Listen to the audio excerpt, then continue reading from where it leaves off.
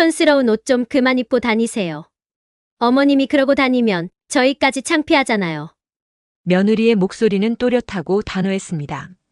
마치 누군가에게 자랑이라도 하듯이 시어머니의 존재를 부끄러운 구석처럼 밀어냈죠. 안녕하세요. 마흔 이후 사람 공부입니다. 오늘도 찾아와 주셔서 감사합니다. 구독과 좋아요 눌러주시면 이런 이야기를 더 많은 분들과 나눌 수 있습니다. 어머니는 말이 없었습니다. 그저 조용히 식탁을 치우고 말없이 손주를 챙겼고 비 맞은 장작을 말리던 손을 천천히 털 뿐이었습니다. 그날도 마찬가지였죠. 며느리는 친구들을 불러와 홈파티를 열었고 어머니는 자기 방에서 조용히 문을 닫았습니다. 어머님은 그냥 조용히 사세요. 요즘 세상에 시어머니가 앞에 나서면 진짜 민폐예요. 이 말에 어머니는 한동안 아무 대답이 없었습니다. 그러다 조용히 문을 열고 나와 정말로 집을 떠났습니다. 그로부터 3년. 서울에서 누구도 상상하지 못한 장소에서 그 촌스럽다던 여인이 다시 나타났습니다. 단 한마디로 그 공간을 전부 얼어붙게 만든 그 순간 사람들은 깨달았습니다. 정말 촌스러웠던 건 그 여인이 아니라 그녀를 무시한 사람들이었다는 걸요. 지금부터 그 이야기를 들려드리겠습니다. 어머님, 이건 요즘 사람들 먹는 음식이 아니에요. 아니에요. 제가 다시 만들게요. 된장 냄새가 너무 심해서요. 그날은 며느리의 친구들이 집에 오는 날이었습니다. 어머님께서는 이른 아침부터 국을 끓이셨고 장봐온 채소를 정성껏 다듬으셨습니다. 손주가 좋아하는 두부까지 손수 만들며 하루 종일 부엌을 지키셨지요. 하지만 며느리는 그 모든 걸 냄새 한 줄기로 잘라냈습니다. 냄비 뚜껑을 탁 닫으며 말했습니다. 손님 오시는데 이런 시골 음식 냄새가 나면 어떡해요? 좀 티 안 나게 하셨으면 좋겠어요. 어머님은 말없이 국을 내리셨습니다. 아무 말 없이 그저 뒷정리를 하며 혼잣말처럼 중얼거리셨지요. 애들이 좋아할까 해서 만든 건데 며칠 뒤 집안의 작은 가족 모임, 조카들 생일을 축하하는 자리였습니다. 어머님께서는 시장에서 사온 전복을 정성스레 손질하셨고 갈비찜도 직접 하시느라 손끝에 불이 올라올 정도로 분주했습니다. 그런데도 자리에 앉은 며느리는 친척들에게 이렇게 말했습니다. 요즘은 시어머니랑 같이 사는 거 거의 없잖아요? 저도 솔직히 좀 지쳐요. 매일 아침마다 잔소리에 요즘 감각도 모르시고. 어머님은 웃는 척 고개를 끄덕이셨지만 손에 쥔 젓가락이 잠시 멈춘 걸 아무도 눈치채지 못했습니다. 그날 밤 설거지 더미 앞에 선 어머님, 물에 불어 터진 고무장갑을 벗으며 조용히 손등을 바라보셨습니다. 검붉게 부은 관절, 그리고 익숙한 통증. 그 순간 거실에선 며느리와 남편의 대화가 들려왔습니다. 같이 사는 거 진짜 피곤해요. 아침마다 반찬 냄새에 머리 아프고 물건도 제멋대로 놓고. 남편은 조용히 말했습니다. 그냥 조금만 참아줘. 어머니도 나름 노력하시잖아. 그 말엔 온기가 없었습니다. 나는 몰라. 네가 감당해. 그런 무책임한 회피만 들려왔지요. 다음 날 어머님은 평소보다 더 일찍 일어나 빨래를 하셨습니다. 그날은 날씨가 맑았습니다. 햇살이 좋고 바람도 적당했지요. 하지만 마당 한쪽에 앉아 젖은 빨래를 널던 어머님의 손이 갑자기 멈췄습니다. 그 이유는 창문 너머에서 들려온 며느리의 친구들 목소리였습니다. 야, 너 아직도 시어머니랑 같이 살아?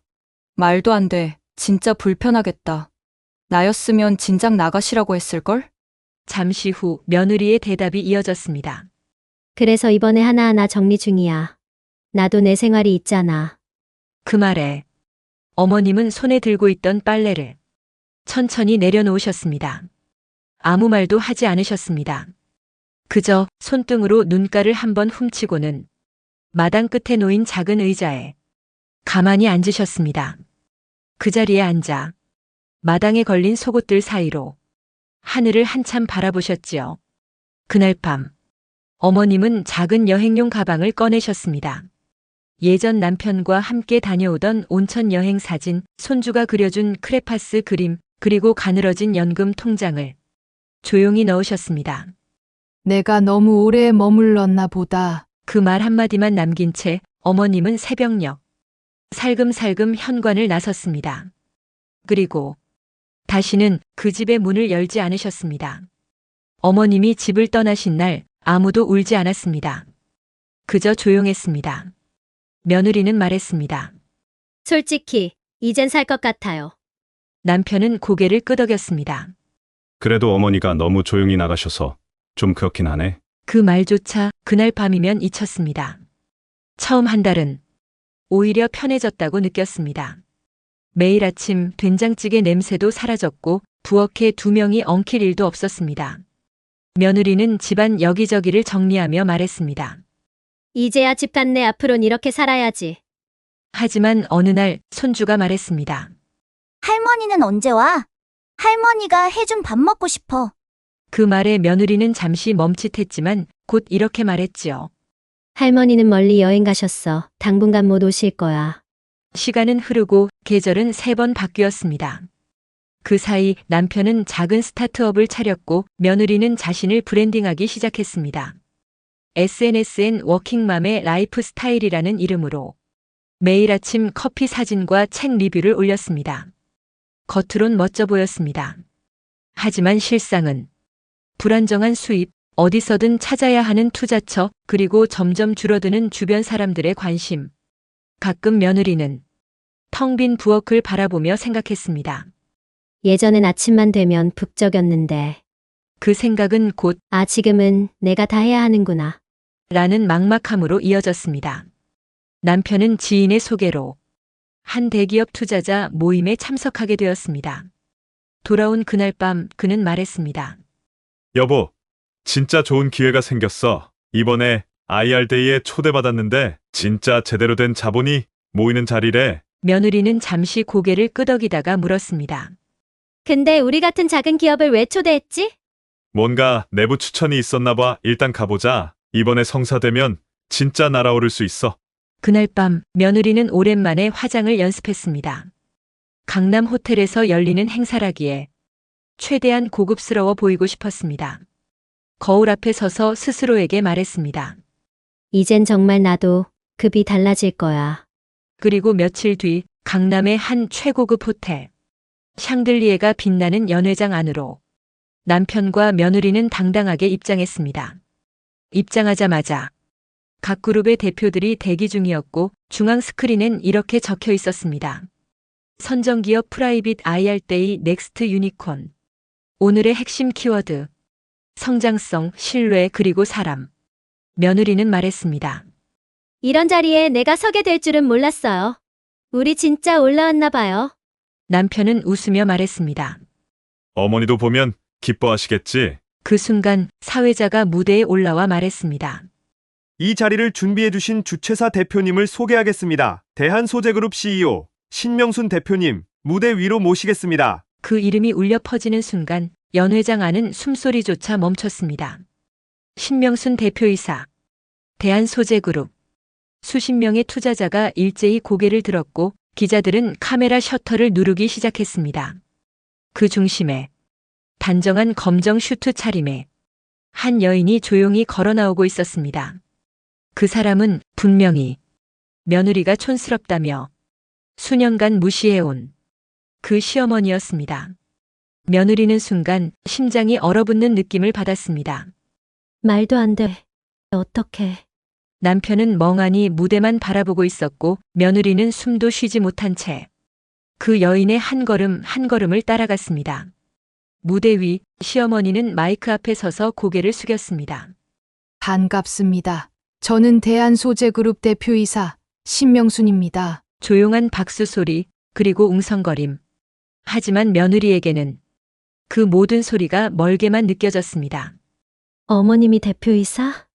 그녀의 머릿속엔 과거의 기억들이 스치기 시작했습니다. 된장찌개 냄새가 너무 심해서요. 아줌마처럼 굴지 마세요. 시골 냄새가 나서 창피하잖아요.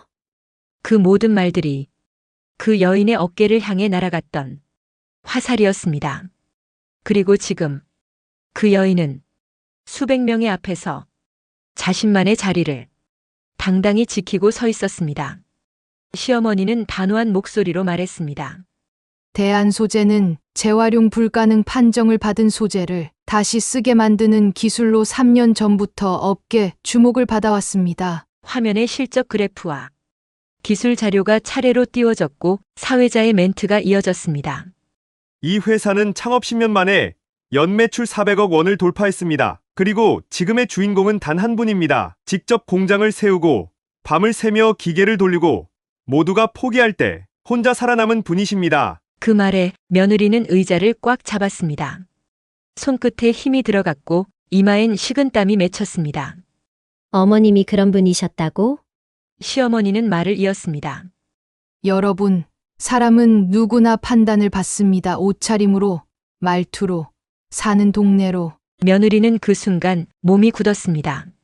저도 그런 평가를 많이 받았습니다. 시장 반찬 가게 아줌마, 늙은 시골 아주머니, 말 많은 시어머니. 그 말 하나하나가 며느리의 뺨을 때리는 것 같았습니다. 하지만 그 말들보다 내가 나를 어떻게 증명할 것인가, 그게 더 중요하다고 생각했습니다. 조명이 그녀를 따라 비추었습니다. 어떤 장식도 과장도 없었지만 그 자리는 분명 진짜 급이 다른 사람의 자리였습니다. 무대가 끝나고 사회자는 마지막으로 말했습니다. 신 대표님과의 1대1 미팅을 희망하시는 분은 각자 신청서를 제출해 주십시오. 투자자들이 몰려들기 시작했습니다. 하지만 그 자리에서 유일하게 고개를 들지 못한 사람은 며느리였습니다. 그녀는 그 자리에 앉아 끝내 한마디도 하지 못했습니다. 오히려 자신이 평생 지켜온 체면이라는 것이 한순간에 무너져 내리는 소리를 온몸으로 느껴야 했습니다. 며칠 뒤 한 장의 명함이 며느리 집으로 도착했습니다. 신명순 대표이사 대한소재그룹. 그 명함 위엔 작은 메모가 하나 붙어 있었습니다. 이제 당신이 볼 차례예요.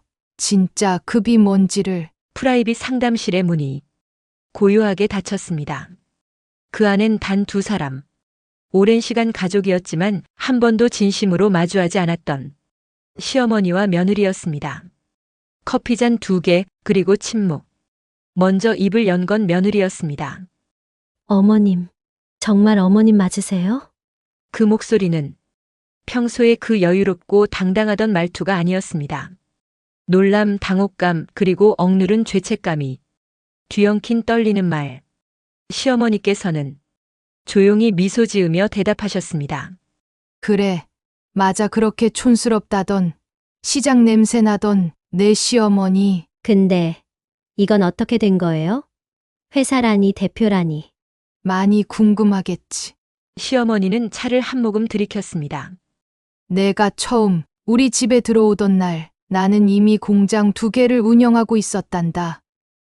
네? 내가 TV만 보던 시간에 나는 거래처 전화 받고 기계 고장 나면 밤에도 사다리 올라가야 했지. 그럼 그때도? 그래, 너희 신혼집 보증금이 어디서 났다고 생각했니? 며느리는 입을 다물지 못했습니다. 그 말이 돌처럼 가슴을 내리쳤습니다. 제가 몰랐어요. 정말 그런 줄은 몰랐어요. 시어머니는 고개를 끄덕이며 조용히 말을 이었습니다. 모를 수도 있지. 하지만 그럼에도 내가 했던 말들, 그건 몰라서가 아니라 무시였단다. 정말 죄송해요. 제가 너무 어머님을 함부로.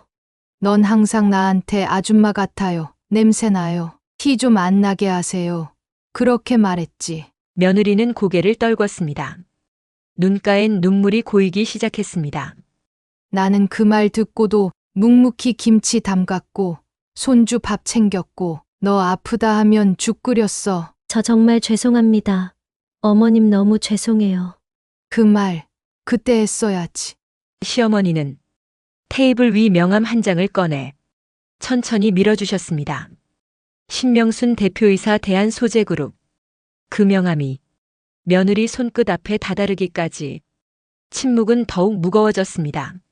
저 정말 제가 몰랐어요. 아니, 보려 하지 않았던 거야. 시어머니는 멀리 창가를 바라보며 천천히 말을 이어가셨습니다. 나는 말이다. 촌에서 10년 공장을 지켰어. 남편 떠나고 나서 장례 치르고도 이틀 만에 다시 일했지. 네? 내 남편 수술비도 너희 첫 아이 초음파비도 다 그 회사에서 벌어다 댔어. 정말 그랬어요? 너희는 몰랐겠지만 나는 늘 너희 뒤에 서 있었단다. 뒤에서 지켜보고 도와주고 그러면서도 항상 미안해했지. 내가 부족한 시어머니인 줄 알고. 며느리는 참았던 눈물을 쏟아냈습니다. 어머님 정말 제가 너무 못됐어요. 어떻게 이러고 살았는지 모르겠어요. 잠시 정적이 흐른 뒤 시어머니는 단호한 목소리로 말했습니다. 급이 다르단 말 내 입에서 참 많이 들었지. 네. 진짜 급이 뭔지 이제야 알겠니? 며느리는 고개를 끄덕였습니다. 하지만 그 고개 속엔 눈물, 후회, 그리고 이제 와서 돌이킬 수 없는 현실이 담겨 있었습니다. 그날 저녁 며느리는 명함을 가슴에 꼭 쥔 채 말없이 걸어 나갔습니다. 그녀가 걸어가는 그 복도엔 더 이상 예전의 자신감도 허세도 급이라는 허울도 없었습니다. 다만 뒤늦게 깨달은 한 사람에 대한 존경과 뼈아픈 후회만이 남아 있었지요. 며느리는 명함을 쥔 채 사무실을 나왔습니다. 그 손끝이 떨리고 있었지요. 그동안 자신이 지녔던 급이라는 단어가 얼마나 가벼운 허울이었는지 그제야 깨닫게 되었습니다. 며칠 후 남편은 한 통의 전화를 받았습니다. 네, 대표님과 일정이 전면 취소됐다고요? 그는 깜짝 놀라 일정을 확인했지만 대한 소재와의 투자 제안은 모두 거절당해 있었습니다. 이유는 단 하나. 경영 리스크 우려. 남편은 곧장 연락을 시도했지만 돌아온 건 비서실의 단답뿐이었습니다. 죄송합니다. 대표님께서 별도 면담을 원치 않으십니다. 그날 밤 집안은 조용했습니다. 며느리는 소파에 앉아 텅 빈 투자 계획서를 바라보고 있었고 남편은 술을 들이켰습니다.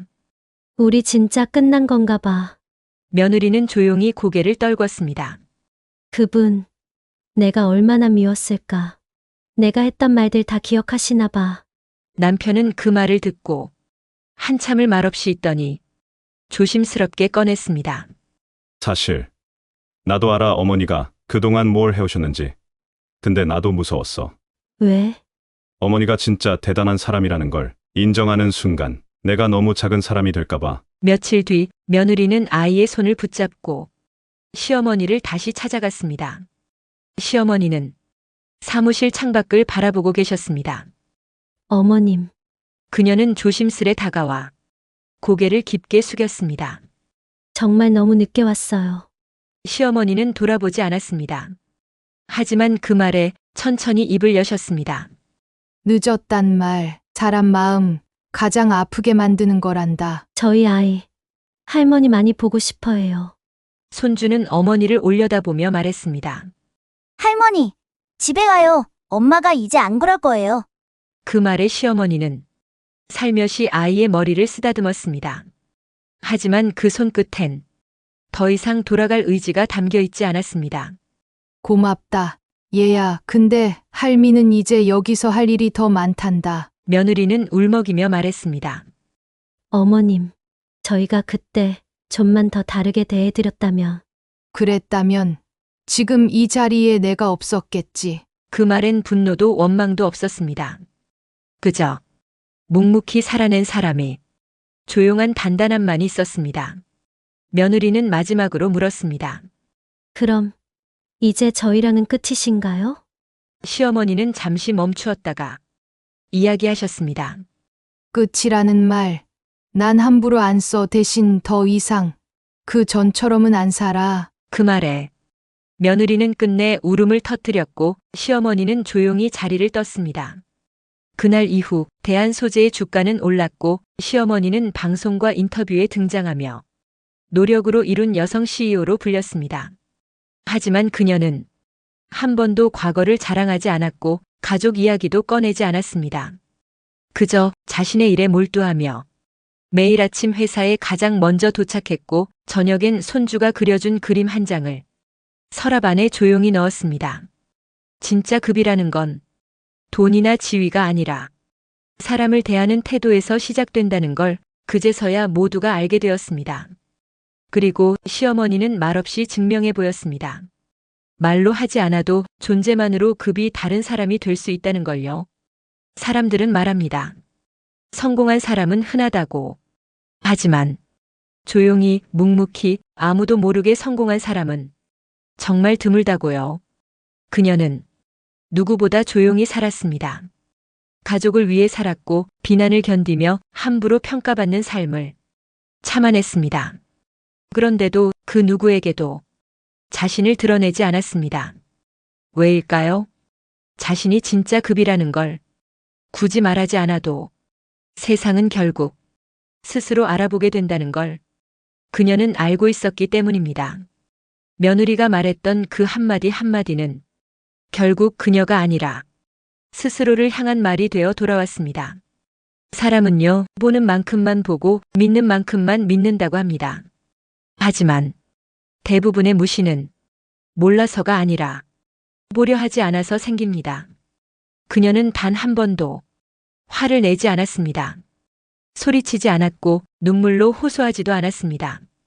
그저 보란 듯이 자신의 자리를 지켜냈을 뿐입니다. 그리고 그 자리가 결국 모두를 바꿔놓았습니다. 혹시 지금 누군가를 말 한마디로 평가하고 계신가요? 혹시 지금 옷차림 하나 말투 하나로 사람의 급을 나누고 있지는 않으신가요? 만약 그렇다면 지금 이 순간 당신 앞에 있는 그 사람, 당신보다 훨씬 더 급이 높은 사람일지도 모릅니다. 말이 아닌 시간으로 증명하는 사람, 소리치지 않아도 존재로 보여주는 사람, 그런 사람이야말로 진짜 품격 있는 사람 아닐까요? 그녀는 조용히 증명했습니다. 촌스럽다는 말 한마디로 절대로 흔들리지 않는 진짜 사람의 무게를요. 오늘도 마흔 이후 사람 공부와 함께 해주셔서 감사합니다. 이 사연이 여러분 마음에 작은 울림이 되었다면 좋아요와 구독 그리고 알림 설정 부탁드립니다. 다음 시간에는 또 다른 인생의 이야기로 당신의 하루에 따뜻한 동행이 되어 드릴게요. 감사합니다.